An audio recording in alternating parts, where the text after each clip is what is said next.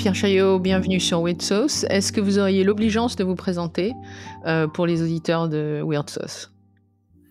Bonjour, oui, donc je m'appelle Pierre Chaillot, j'ai 37 ans, je suis statisticien de formation et de métier depuis une quinzaine d'années. Et puis, depuis le début de la crise Covid, j'ai commencé à étudier les différents chiffres qui avaient trait à la mortalité beaucoup, et puis à tout ce qui traînait autour de cette crise.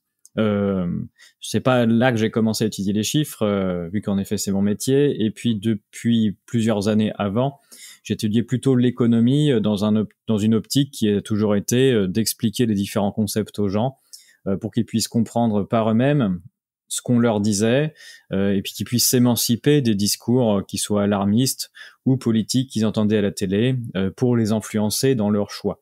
Donc voilà, c'était mon leitmotiv, c'était ça, c'était d'expliquer aux gens, puisque c'était des compétences que j'avais moi, et de leur permettre de faire leur choix en toute connaissance de cause.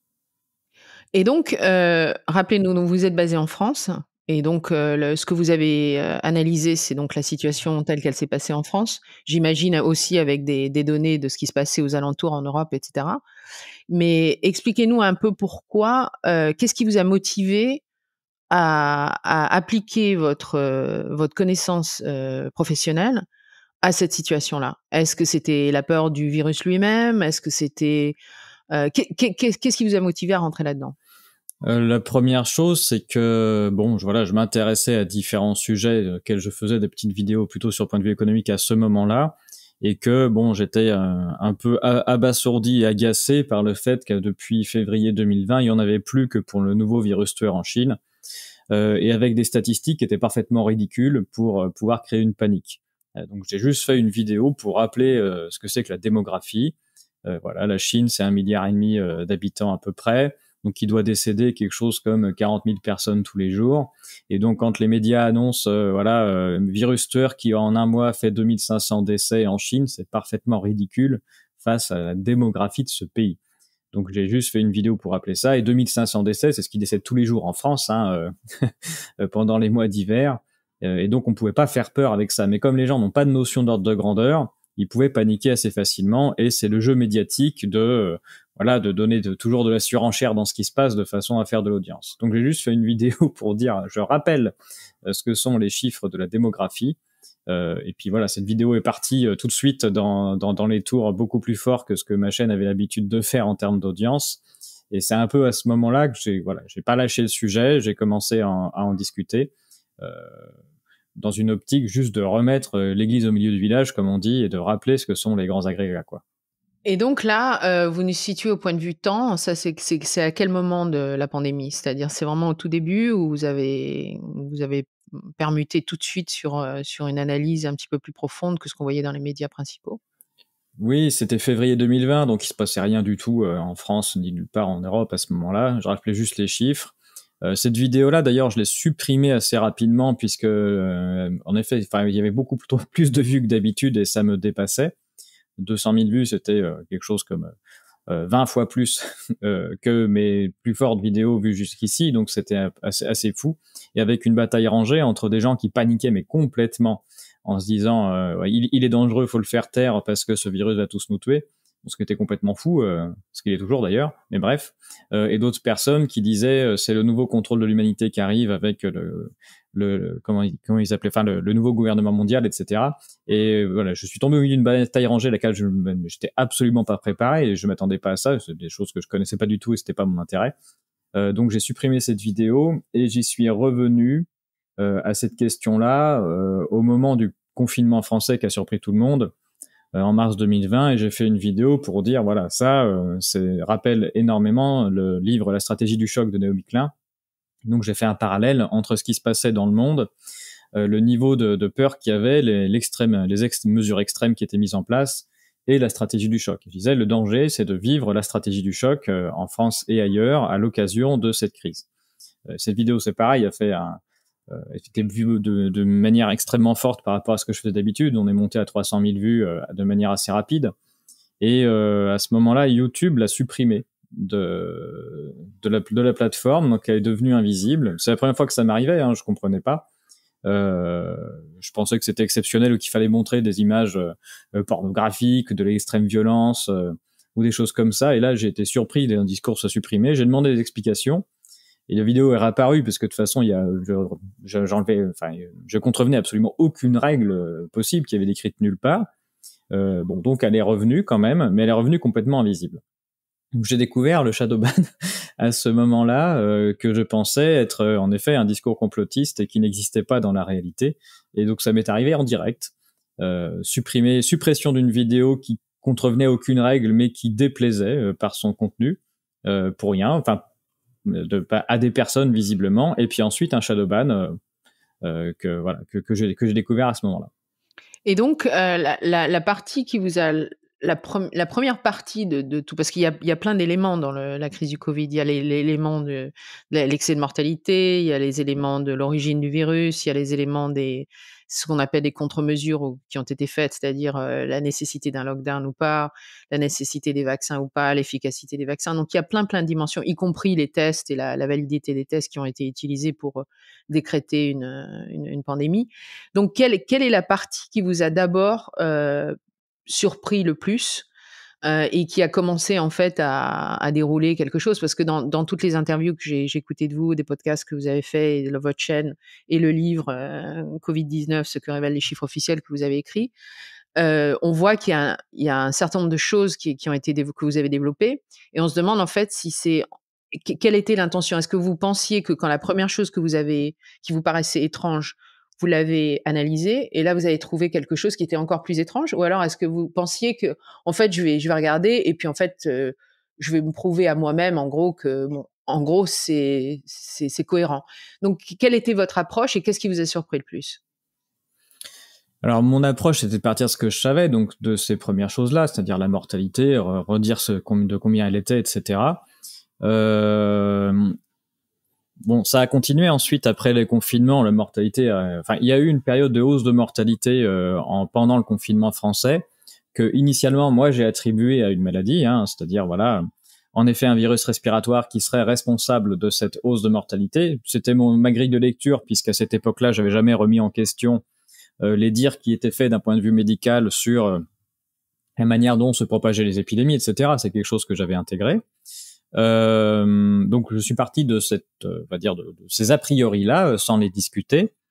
Et puis j'ai découvert de manière mystérieuse qu'à l'été 2020, le gouvernement français continuait de mettre la pression sur les gens en disant le virus tueur est toujours là, machin truc, alors que bon, la mortalité était au plus bas.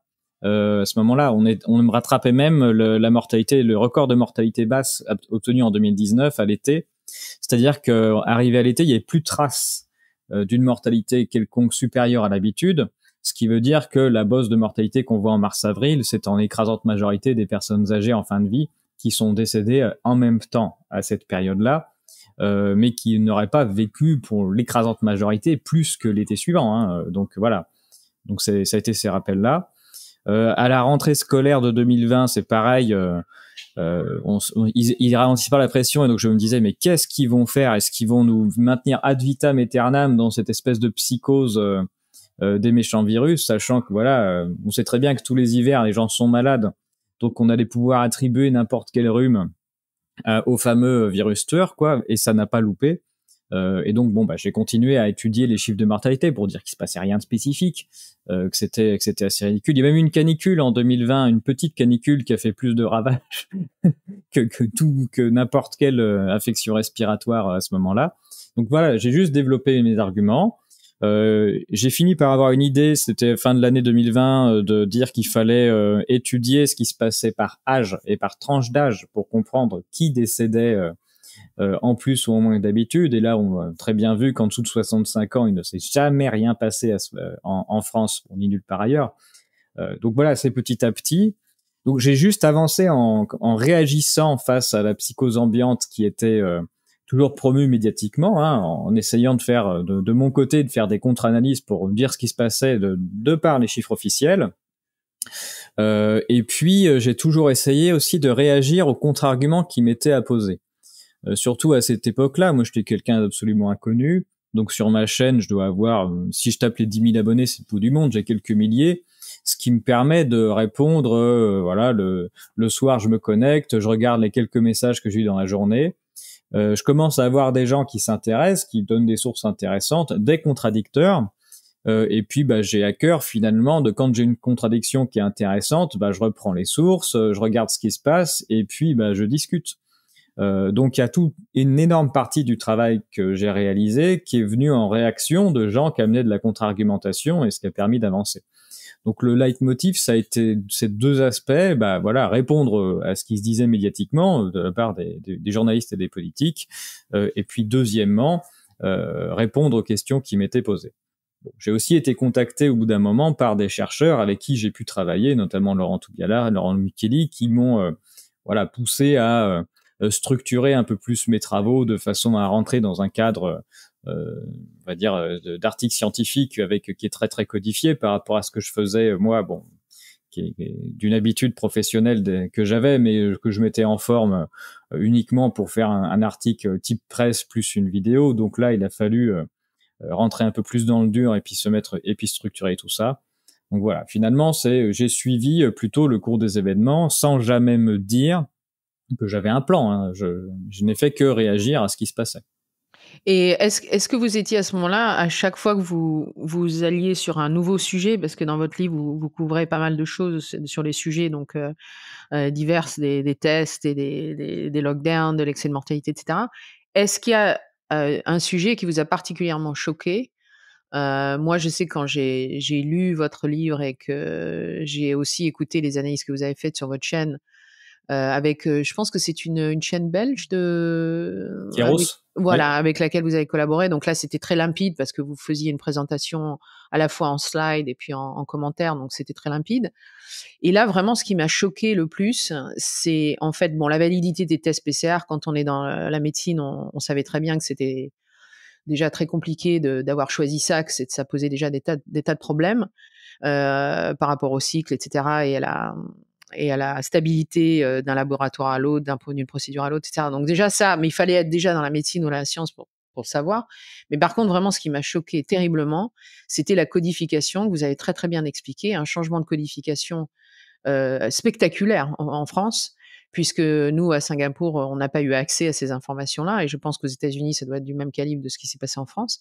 Mais ça, c'était vraiment effarant. J'ai regardé cette vidéo probablement 3 ou 4 fois pour vraiment comprendre l'étendue de cette, parce que ça n'a rien à voir avec la santé ou le risque. C'est vraiment une codification totalement, de politique, et financière et donc quelle est la partie de tout ce que vous avez traité qui vous a choqué le plus?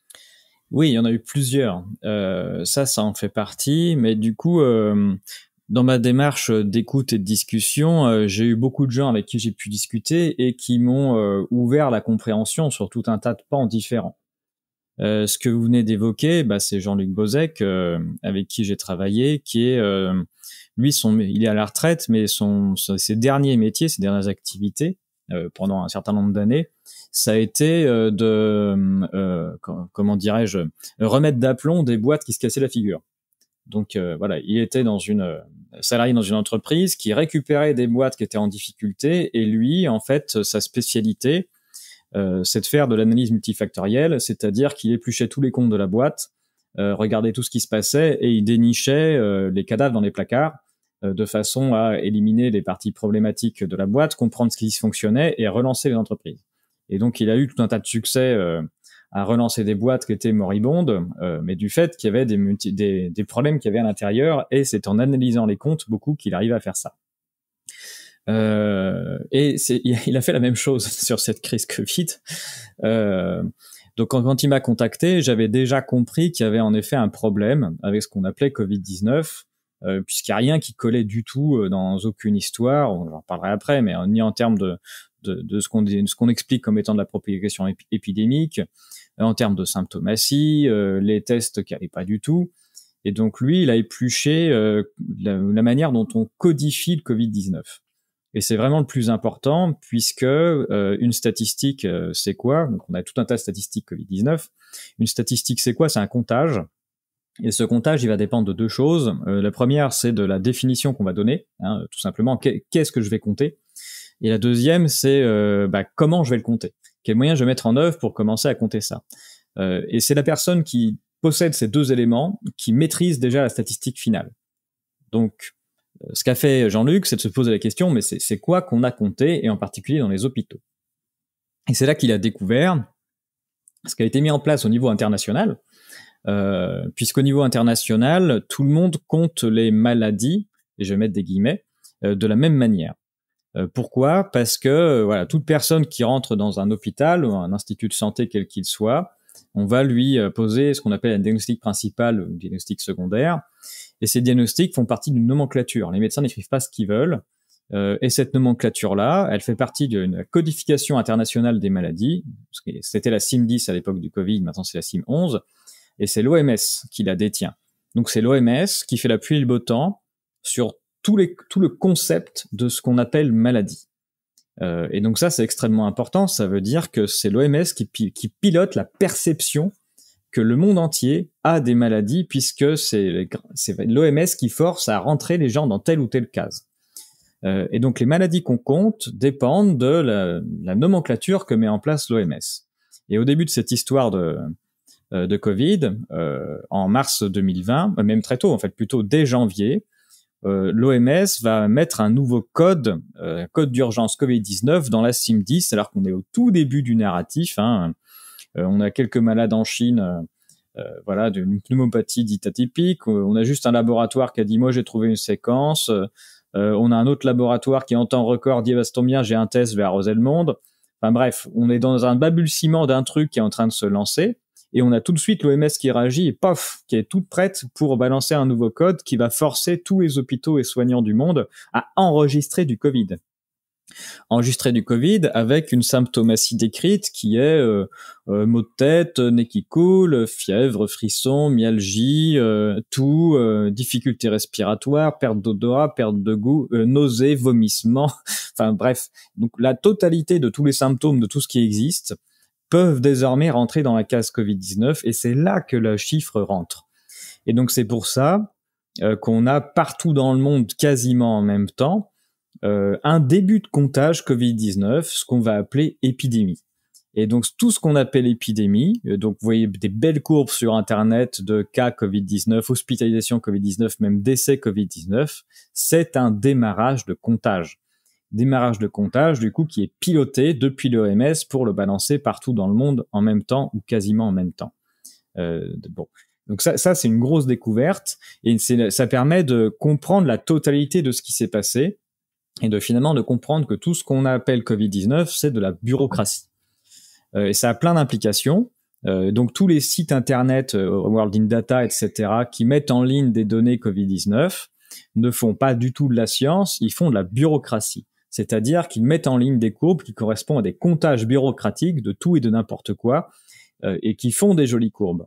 Et on a un vrai problème, c'est que tous les scientifiques, quel que soit leur bord, qu'ils étaient de ceux du gouvernement ou même de ceux d'en face, qui utilisent ces courbes-là en prétendant donner des conclusions sur le Covid-19, sont dans l'erreur totale. Ils sont en train de prendre quelque chose qui est de la pure bureaucratie pour de la science. Ce ne sont pas du tout des données scientifiques. Et c'est un vrai problème dans la compréhension, que ce soit du côté des gouvernements qui ont mis en place toute cette folie, qui tirent des conclusions là-dessus pour faire des confinements, font évidemment n'importe quoi. Même ceux qui disent on a été manipulé, voilà, c'est un virus d'origine machin, non naturel, regardez comment il se diffuse dans la population, telle souche est virulente, etc. Ils ne se rendent pas compte qu'ils font n'importe quoi et qu'ils racontent n'importe quoi à partir de ces données. Ces données ne sont pas scientifiques. Et donc c'est là qu'est l'escroquerie totale. Et le problème qu'on a aujourd'hui à sortir par le haut de cette crise et à comprendre ce qui s'est passé, c'est de comprendre le niveau de manipulation qui est jusque-là. C'est-à-dire qu'on n'est pas en train de faire de la science du tout. On est en train de se faire avoir par de l'étiquetage, voilà, du package. Et ça, c'est extrêmement problématique. Donc ça, c'est pour cette partie codification. Et ça va très très loin, puisque dans le livre, je découvre que le principe de ce qu'on appelle l'épidémie, notamment avec un principe de propagation interhumaine, est absolument impossible qu'elle ait eu lieu au regard de la totalité des statistiques à notre disposition. Donc, quel que soit ce qu'on est en train de raconter sur des origines, la virulence, machin truc, il n'est pas possible que toutes les statistiques à notre disposition, les décès, les hospitalisations, les cas de Covid-19, tout ce qu'on veut, ait pour origine un principe de transmission interhumaine. Ça n'est juste pas possible. Et il faut pour ça lever le nez de sa copie pour s'en rendre compte. Et ça, c'est une surprise, mais qui est totale. Je m'y attendais pas du tout à ce qu'on ait une erreur d'interprétation de ce niveau. C'est-à-dire qu'on est en train de raconter, mais juste n'importe quoi sur la base, d'enregistrement. Et puis, je découvre qu'on raconte n'importe quoi aussi sur tout un tas d'autres maladies où on accuse des principes de transmission d'être à l'origine du fait que les gens soient malades, notamment pour la grippe, et où finalement les modèles ne marchent pas du tout non plus. Ça, c'est une grosse surprise. Enfin, moi, j'étais persuadé qu'on maîtrisait scientifiquement totalement le fait de comment on tombait malade et que la propagation interhumaine s'était prouvée scientifiquement de différentes manières et que les modèles, du coup, étaient mis en place parce qu'on avait des preuves scientifiques, et je découvre que non, les modèles sont construits sur la base de modèles physiques qui n'ont rien à voir avec la maladie, d'ailleurs, et qu'on reproduit, qu'on bascule et qu'on met en épidémiologie, et qu'en fait, si on lève le nez de sa copie, on est en train de raconter n'importe quoi. Et donc, on est en science inversée, c'est-à-dire que c'est le modèle construit sur du n'importe quoi qui fait croire qu'on a des résultats scientifiques. Donc là, c'est vraiment mais toute la crise Covid, c'est ça aussi, la bureaucratie, les modèles, etc. Et donc, on a de la modélisation mathématique qui prend le pas sur la réalité. Et ça, c'est complètement fou. On est vraiment dans de l'anti-science, c'est-à-dire du dogme. On a une espèce de dieu mathématique qu'on vénère, de dieu modélisation, à qui on fait dire des trucs, et ensuite on se force à croire que la réalité correspond à ça, même quand la réalité nous dit non. Ça, c'est très très grave. C'est vraiment il y en a eu d'autres, mais ça, c'est vraiment des surprises extrêmement fortes à laquelle je m'attendais pas du tout. Je suis pas du tout un militant scientifique de quoi que ce soit à la base. Et donc, ce sont des grosses surprises et que je me dois toujours de maintenir. Voilà, on a raconté tout un tas de conneries sur ce sujet depuis le début. Et là, on voit dans votre livre, vous avez un chapitre qui s'appelle La prise de pouvoir de la finance et du grand capital sur la science et la médecine. Alors, ça couvre pas mal de choses, en particulier donc cette espèce de capture systémique d'un certain nombre de domaines. Mais pour revenir à la méthodologie qui a été utilisée, un sorte de reverse engineering où on trouve les modèles qui vont nous trouver les bonnes données, etc. Et ensuite, une fois qu'on a les modèles et les bons noms, on fait du chiffre. Et donc, si on fait du chiffre, on fait quelque chose. Vous parlez du précédent de H1N1. Et donc, peut-être rappeler un petit peu les leçons qui avaient été sorties de H1N1, sans même parler d'autres maladies qui probablement posent question aussi, mais auxquelles personne s'est jamais penché de ce côté-là. Mais on voit bien que la codification médicale, elle existe partout, puisqu'on sait que même dans tout ce qui est maladie mentale, par exemple psychiatrique, on a le DSM-5, qui est en fait un sort de grand journal de catégorisation. Donc, rappelez peut-être un petit peu les précédents qui ont existé, qui auraient pu nous donner puce à l'oreille, bien que ce soit des échelles complètement différentes, puisque là, l'échelle du Covid, quand même, c'est quand même mondial et c'est quand même spectaculaire en rapidité et en taille de l'échelle. Vous avez raison de rappeler sur ce qui se passe en psychologie, puisque ça devient un problème de santé publique, où en effet, on demande aux psychologues, aux psychiatres de mettre des patients dans des cases avec des noms, de façon à les compter, et surtout, alors que chaque personne est différente. Donc, pour ce qui est psychologique ou psychiatrique, tout le monde sent bien que c'est des conneries. Puisqu'on doit traiter chaque malade et chaque personne en fonction de son propre passé et de ce qu'elle a, et qu'il est parfaitement stupide de vouloir se ressembler deux humains dans la même case. Ça n'a pas de sens. C'est le cas pour toutes les maladies, en fait, une fois qu'on l'a compris pour la psychiatrie, pour la psychologie. Tout le monde est différent, a des symptômes différents, et les noms que l'on met en commun à des maladies, bien souvent, n'ont pas de sens et servent deux choses. La première chose, c'est à compter. Et la deuxième chose, ça permet à l'industrie pharmaceutique de se présenter en disant pour telle case, j'ai tel traitement et vous allez appliquer tel protocole. Donc c'est extrêmement important pour l'industrie pharmaceutique de réussir à mettre des cases de façon à pousser le principe du protocole. Vous avez votre patient que vous avez mis dans une case, vous lui mettez un protocole. Pour les maladies psychiatriques et psychologiques, il s'agit de drogues qui font différentes choses pour prétendument traiter le patient, donc surtout pas le soigner pour qu'il aille mieux, mais le mettre dans des états seconds de façon à ce qu'il évite ses crises, qu'il soit moins dépressif. En fait, il est dépressif tout le temps, mais moins fort, et on le fait tenir. Bon, le scandale des opioïdes est assez connu maintenant aux États-Unis, et les ravages que font les différentes drogues sur les gens en permanence. Bon, pour le côté psychologique, on le voit bien, mais il faut se rendre compte que c'est le cas pour toutes les maladies. L'industrie pharmaceutique a besoin de ces cases pour tout. Donc ça, c'est c'est vraiment capital à avoir en tête. La corruption systémique, oui, donc elle a lieu pour ça, c'est-à-dire que c'est vraiment il y a un besoin de l'industrie à avoir ces cases et puis à avoir des études qui font la promotion des traitements qui sont mis en place. Et aujourd'hui, on a un vrai problème mondial avec la recherche, qui est que la recherche trouve des fonds à condition d'avoir du partenariat financier et donc que ça rapporte du pognon. Et ce qui veut dire qu'on est borgne, pour pas dire aveugle, sur tout ce qu'on appelle science. C'est-à-dire que la totalité des papiers scientifiques qui sortent ne sont pas cherchés pour faire progresser le monde, on va dire, dans la compréhension de ce qui se passe, mais pour faire progresser les profits, ce qui est assez terrible. Et donc, on a tout un tas de papiers médiocres en permanence qui sortent, qui font la promotion de produits ou de solutions, et qui laissent de côté tout ce qui pourrait être de l'ordre d'un progrès scientifique, d'une meilleure compréhension du monde, mais qui rapporte rien à personne. Et donc, on a tout un tas de pans de la recherche de la compréhension du monde qui est parfaitement effacé, puisque ça rapporte pas. Et tout ce qu'on appelle science, c'est la promotion de trucs qui font du pognon. Donc mais ça c'est pas nouveau. Ioannidis, il a sorti un papier pour dénoncer ça il y a plus de 20 ans, je crois. Donc ce qu'on est en train de raconter, c'est juste la norme depuis très longtemps. Mais on a un vrai problème, avec les journalistes, les politiques ou les citoyens qui du coup font confiance à la science. On a beaucoup entendu ça. Faut croire en la science, tout ça, alors qu'il y a en écrasante majorité tout un tas de bêtises qui sont juste de la publicité. De façon à promouvoir différents produits. Et donc ça c'est extrêmement grave. En effet, vivre une époque où on se dit qu'il faut croire en la science comme si on avait finalement une nouvelle religion scientiste, c'est extrêmement grave.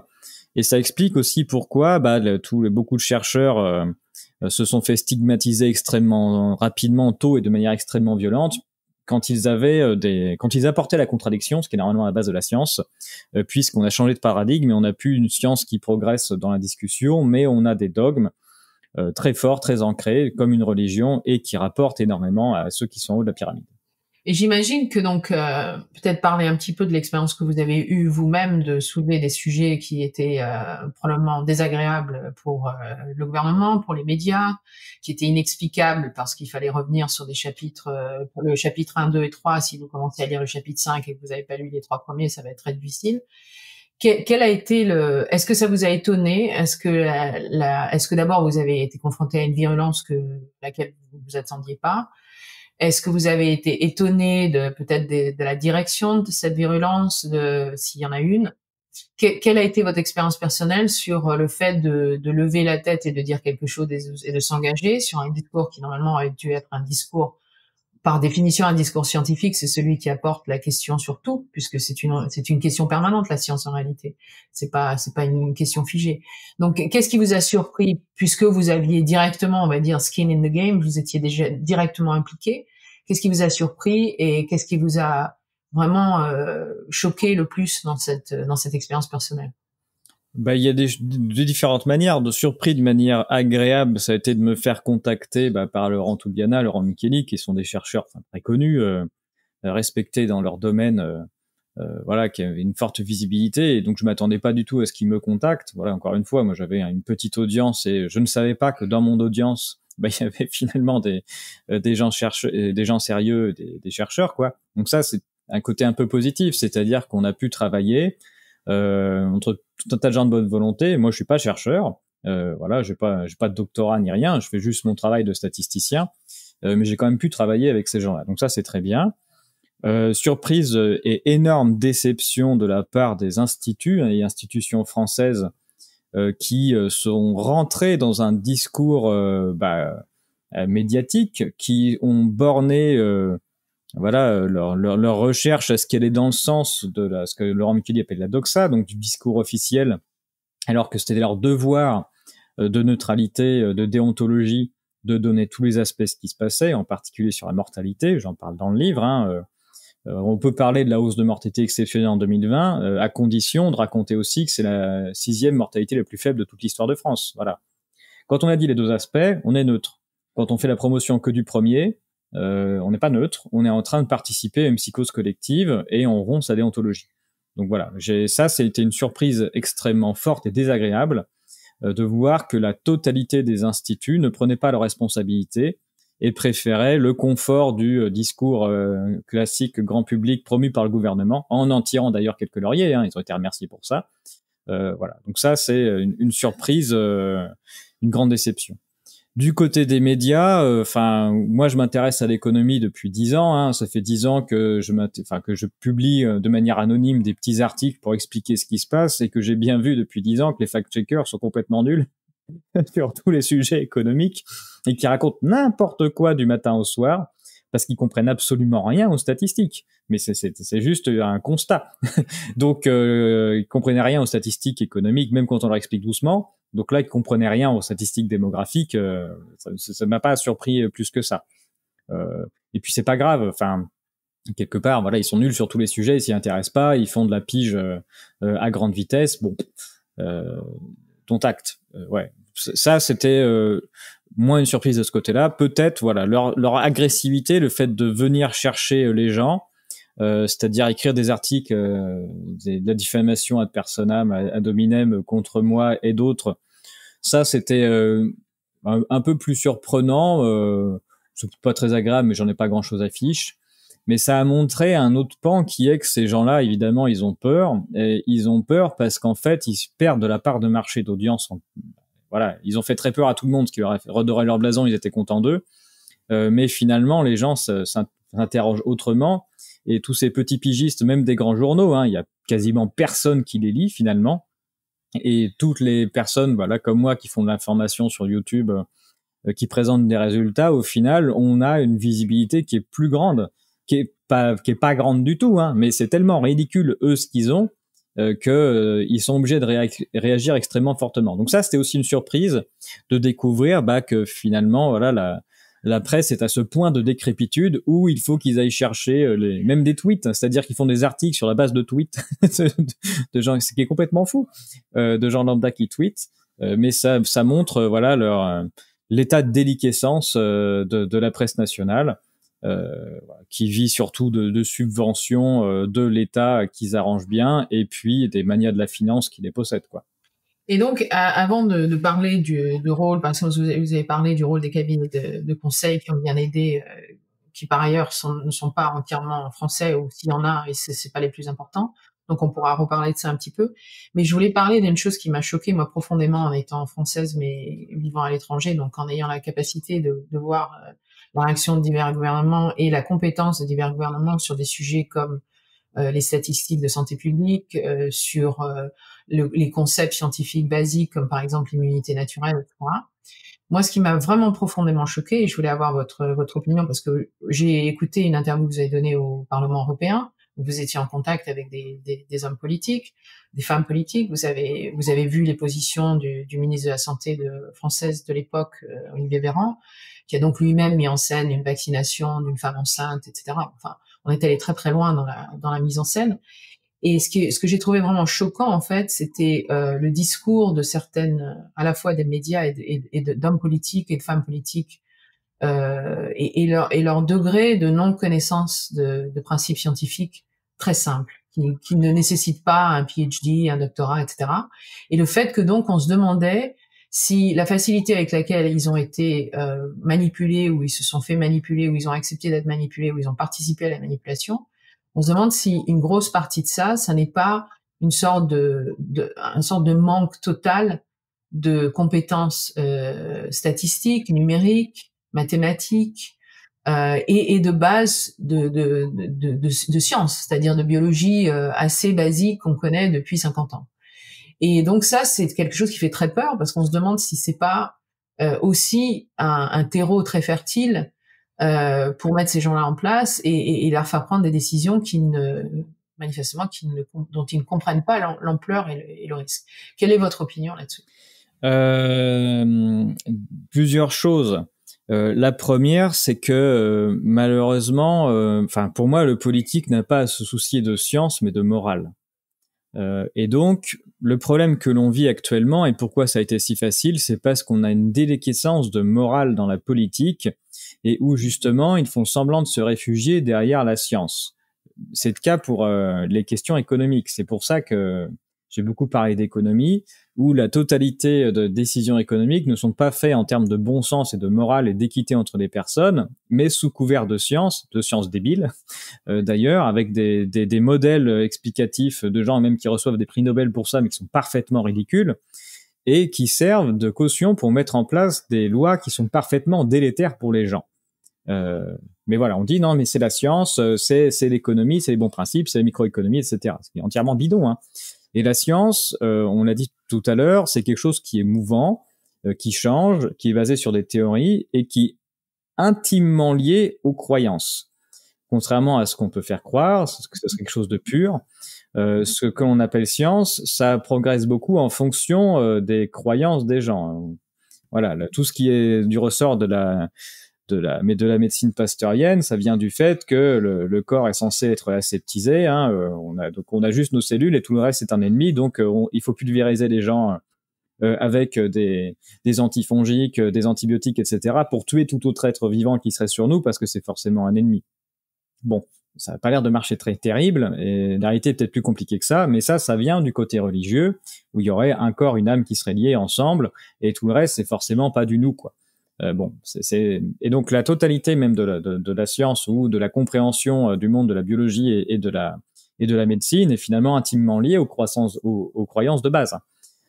Bon, et donc la totalité des théories scientifiques sont remises à remettre en cause en permanence, remises en cause et ne doivent pas être considérées comme des vérités. Dès lors, faire de la politique en se cachant derrière la science sans voir que de manière sous-jacente, c'est bien de la croyance, de la morale et des choses qui sont de l'ordre du dogme qui se cachent, c'est une erreur profonde qui permet surtout de manipuler les politiques. Donc si les politiques avaient un peu plus de morale, étaient bien ancrés dans des principes et des valeurs, il serait plus difficile de les manipuler avec de la science et de la fausse science. Donc je suis pas sûr que ce qui manque, ce soit tant la science que des principes moraux qui doivent s'ancrer de manière définitive pour tenir. D'ailleurs, les politiques qui se sont levés contre ce qui s'est passé pour beaucoup, c'était beaucoup des gens de droite avec des valeurs très fortes de respect de l'individu et de sauvegarde des enfants. C'est ça qui les a beaucoup tenus. J'y suis assez sensible parce que moi je veux plutôt d'un milieu de gauche à la base, et donc dans mes connaissances c'était plutôt des politiques de gauche. Et j'ai vu à quel point ils ont lâché toute valeur morale, la peur faisant, pour imposer ce qu'on a fait de pire pendant toute cette période. Et donc ça a été extrêmement, extrêmement dur. J'étais très content que Michel Rivasi m'invite, puisque c'est une des très rares figures de gauche qui se soit élevée contre le totalitarisme ambiant, hein, et de dire qu'il fallait faire attention à ce qu'on faisait, en particulier, notamment pour les enfants. Voilà. Mais du coup, la gauche s'est fait attraper à la fois par la science, c'est-à-dire de suivre de la science qui était entièrement bidonnée et pilotée par les labos, hein, ce qui est d'ailleurs très drôle pour la gauche de se faire avoir par le grand capital à ce point. Et les syndicats, les premiers, qui ont foncé en randonnion pour être tous derrière, c'était assez fou. Et il n'y a pas moyen de les rattraper. Mais surtout, ils se sont fait avoir par l'excuse du greater good. C'est-à-dire, voilà, il fallait que chacun sacrifie de sa liberté individuelle pour un monde meilleur, pour le collectif, etc. Jusqu'à sacrifier ses propres enfants.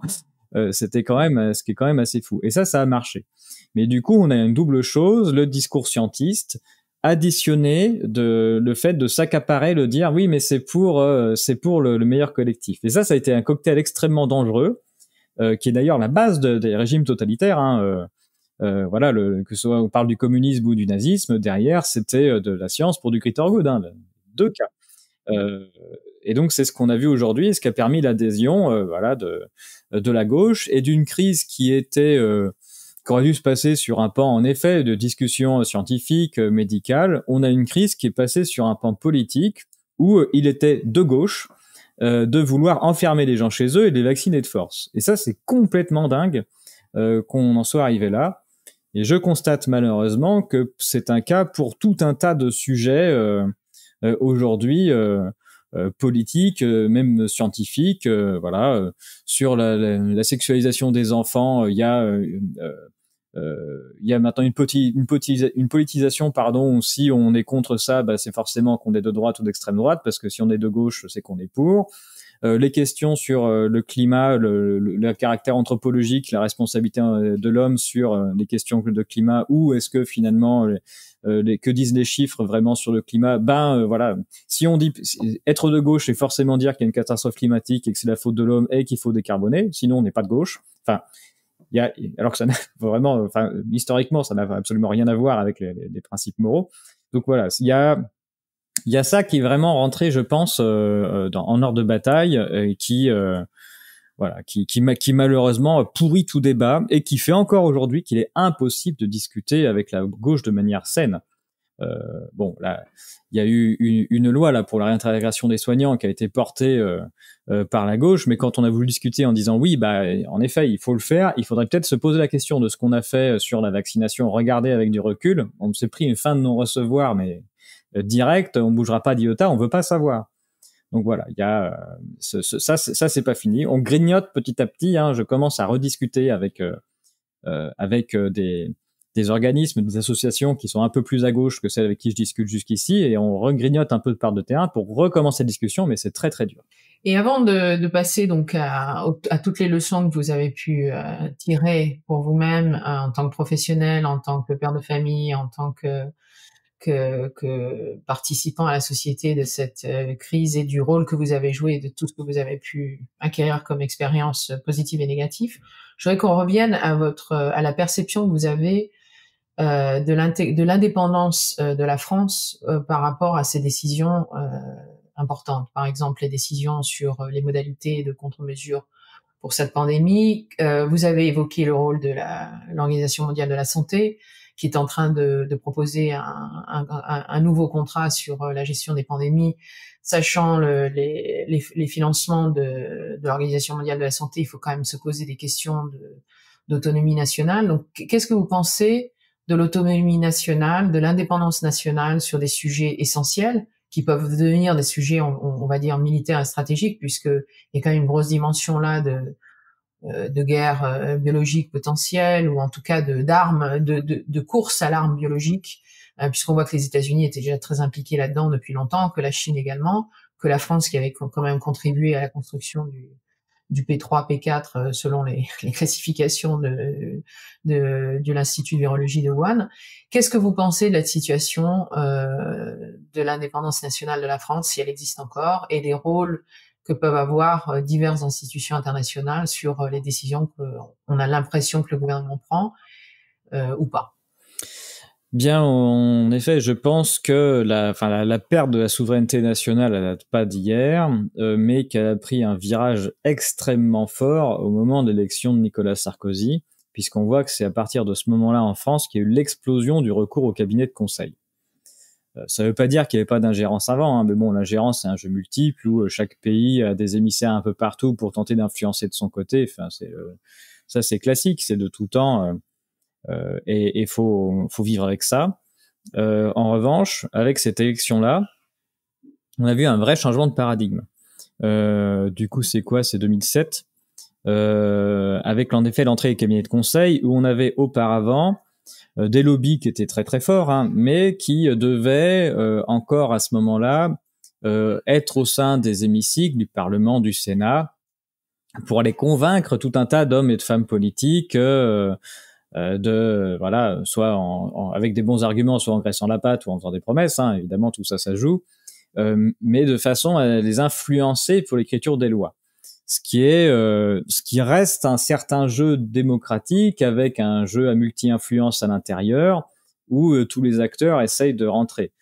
Voilà, bon, c'est pas une démocratie parfaite, hein, c'est certain, c'est même probablement pas terrible. On manquait un peu de contrôle, surtout dans un pays latin comme le nôtre. Mais il y avait cette espèce de barrière ou de filtre. Avec l'élection de Nicolas Sarkozy des cabinets de conseil, on a changé de paradigme et on est arrivé avec les grandes puissances, les financiers, les industriels, qui n'avaient même plus besoin de graisser la patte ou de conseiller les parlementaires, mais qui arrivent déjà avec des textes de loi tout prêts, en tant que conseillers, et c'est même on les paye pour ça.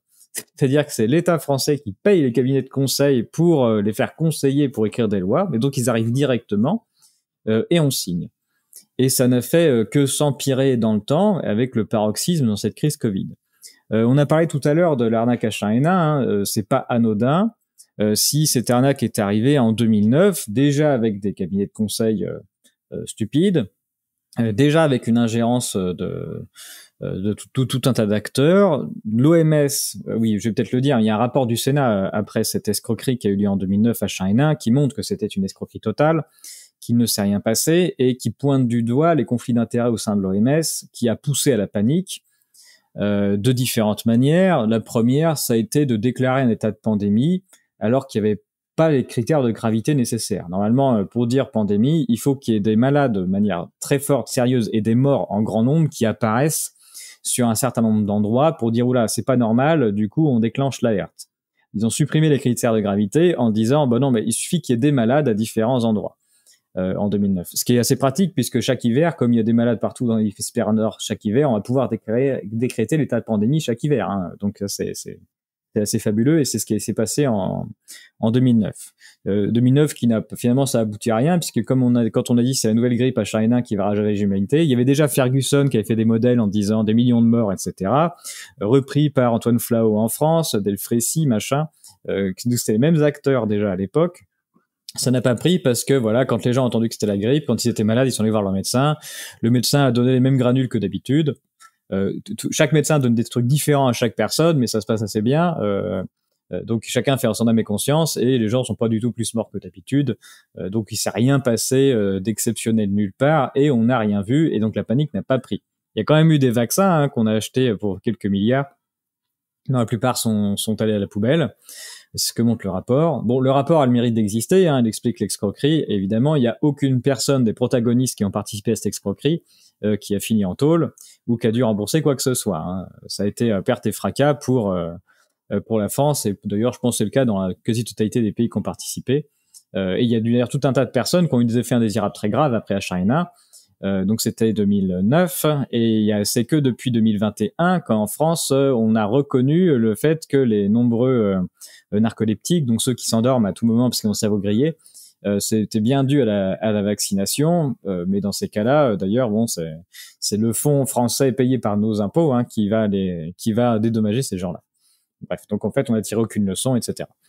Mais donc cette ingérence-là, du coup, elle démarre sur Sarkozy. 2009, c'est l'escroquerie H1N1, donc on voit que la machine se met déjà en place, même si elle prend pas, et ça ne fait qu'empirer. Et en effet, on a des vrais problèmes de souveraineté.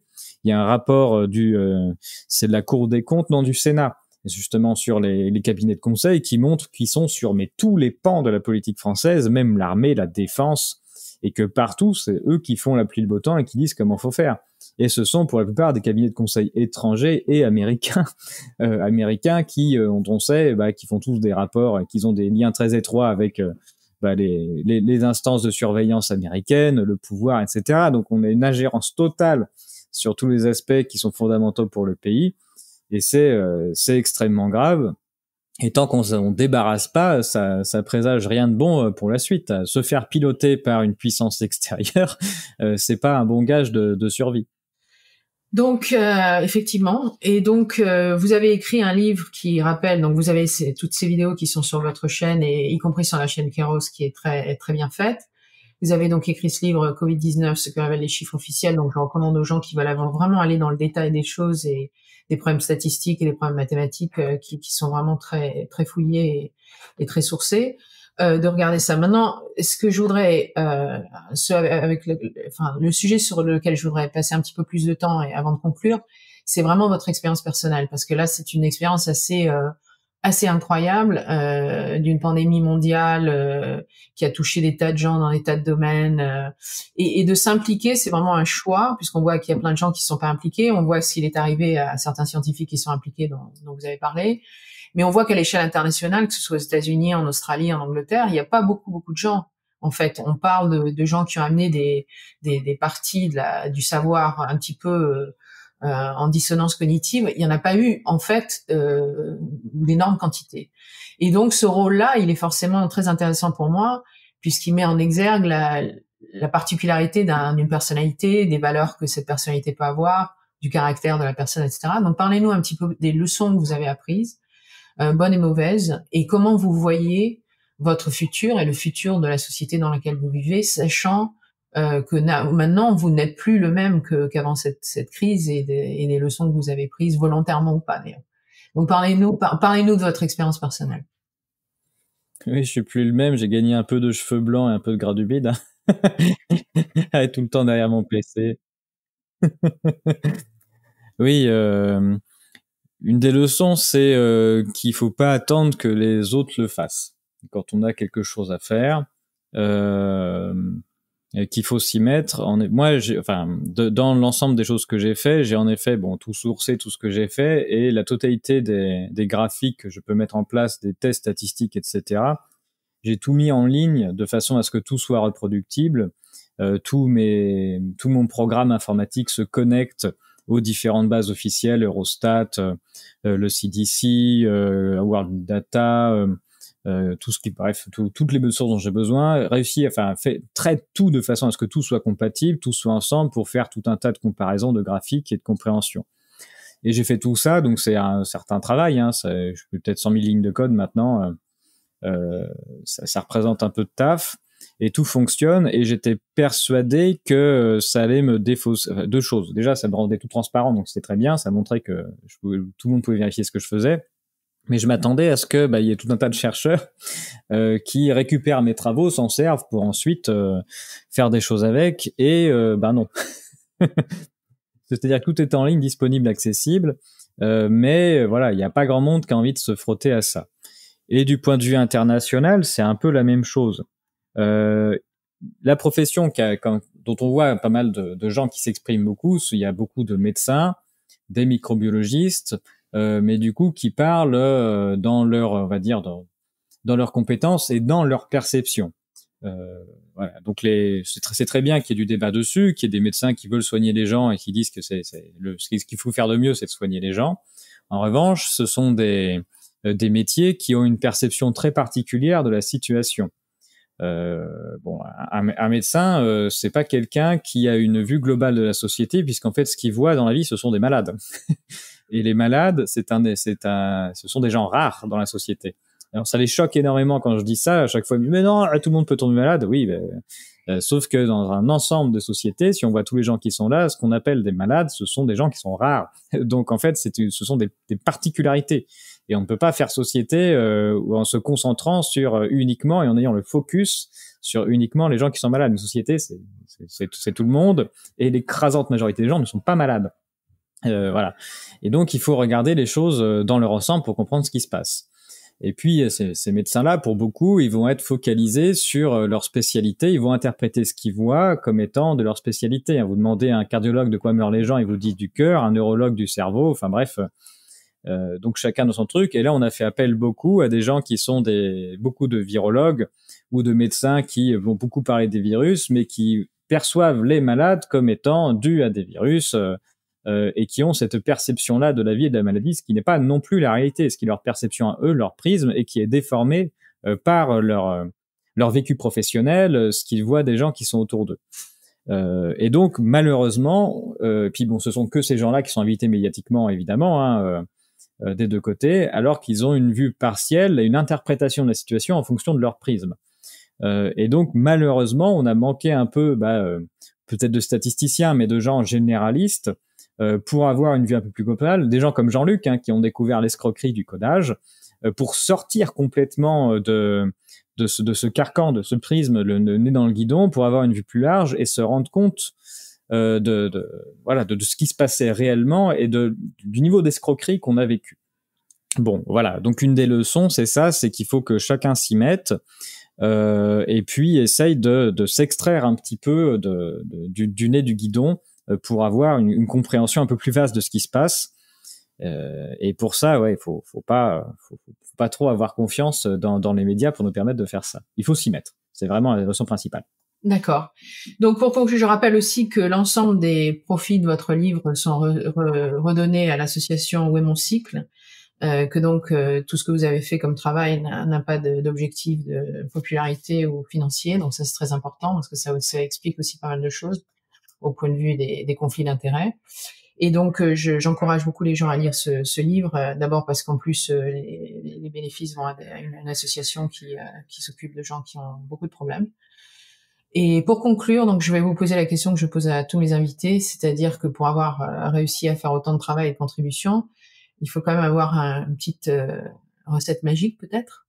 Et donc, est-ce que vous auriez l'obligeance de nous proposer que la weird sauce ou la sauce étrange qui vous fait vous lever le matin et contribuer à la société de la manière dont vous avez contribué jusqu'à présent? Je pense qu'il faut pas transiger avec ses valeurs, et puis chercher la vérité, et c'est tout.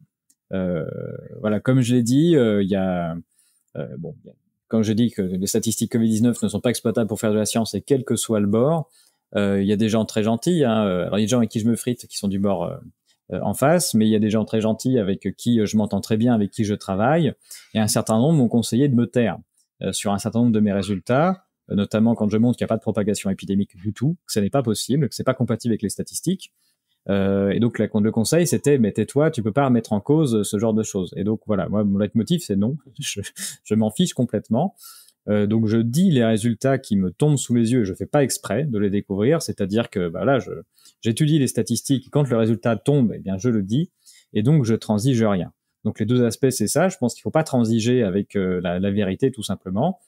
Pour des questions de popularité, d'audience, ou parce que les gens seraient pas aptes à écouter ce qu'on dit, les gens seront jamais aptes à écouter ce qu'on dit si on le dit jamais. Donc il faut bien commencer quelque part. Puis donc bon voilà, ça tombe sur moi, c'est peut-être moi qui en payerai les copeaux cassés, mais c'est pas grave. Donc faut pas transiger. Et puis comme je le disais tout à l'heure, il faut s'y mettre et pas attendre que les autres le fassent à notre place. Et s'il y a un tabou à briser, faut commencer soi-même par le briser et l'assumer. Et puis c'est tout. Pierre Chaillot, merci beaucoup pour cette heure que vous nous avez accordée. Et puis, nous vous souhaitons bonne chance et bon courage pour la suite. Et que les auditeurs de cette chaîne s'intéressent à votre travail, et à la fois au travail sur le Covid et bien sûr au travail sur l'économie, qui sûrement est un sujet tout aussi intéressant que celui du Covid. Merci. Merci à vous. If this conversation stopped you in your track, share it with your network. You never know whose life you might change for the better. Thank you for listening. Stay curious about our next guest and stay curious about life.